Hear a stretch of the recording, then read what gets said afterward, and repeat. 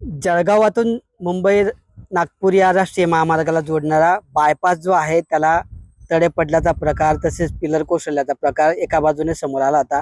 आता या पुलाची दुसरी बाजू देखील आपण दाखवण्याचा प्रयत्न करतो आहोत. आपण हा रेल्वे या ठिकाणी रेल्वे लाईन गेलेल्या आहेत. रेल्वे लाईनच्या वर हा पूल या ठिकाणी काढलेला आहे. आशोदाजवळ हा पूल आहे. या ठिकाणाहून रेल्वे लाईन गेली आहे. रेल्वे लाईनवर हा पूल या ठिकाणी बांधलेला आहे. आता पलीकडच्या बाजूचा एक पुलाचा पिलर या ठिकाणी धसला आहे, कोसळला आहे, ते आपण दाखवलं. आता आपण दुसरी बाजू या ठिकाणी बघतोय की दुसरी बाजू देखील अक्षरशः दुसऱ्या बाजूला देखील या ठिकाणी तडे गेलेले आहेत. आपण मी कॅमेरामॅनला विनंती करेल की ही या ठिकाणची एक फरशी जी आहे ती अक्षरशः तडे आणि पडण्याच्या परिस्थितीमध्ये या ठिकाणी आहे, कोसळण्याच्या परिस्थितीमध्ये आहे. दुसऱ्या बाजूचा देखील हा भराव जो आहे या ठिकाणी त्याला तडे गेले होते.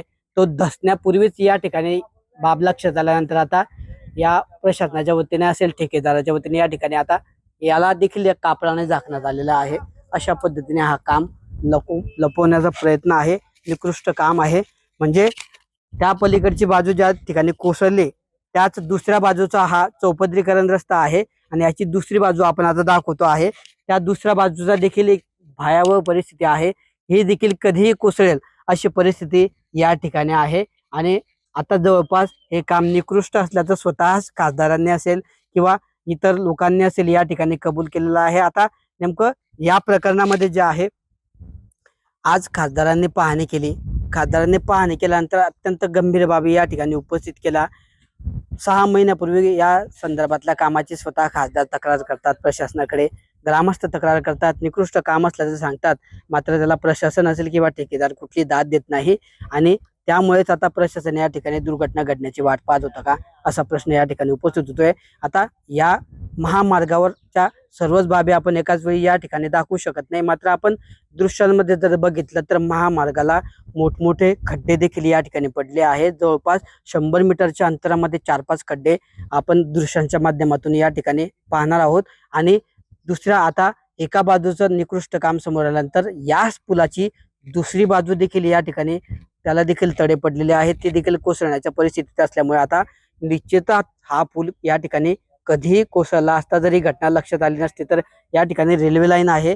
रेल्वेवरून जाताना जर रेल्वे जाताना किंवा याच ठिकाणी हा पूल जर कोसळला असता तर या ठिकाणची मध्य रेल्वेची जी सेवा आहे ती देखील या ठिकाणी विस्कळीत झाली असती आणि जीवितहानी झाली असती.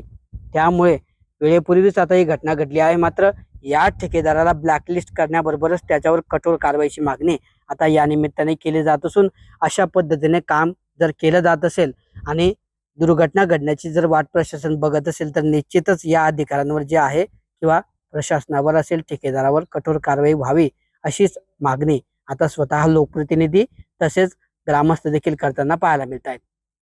किशोर पाटील, TV9 मराठी, जळगाव.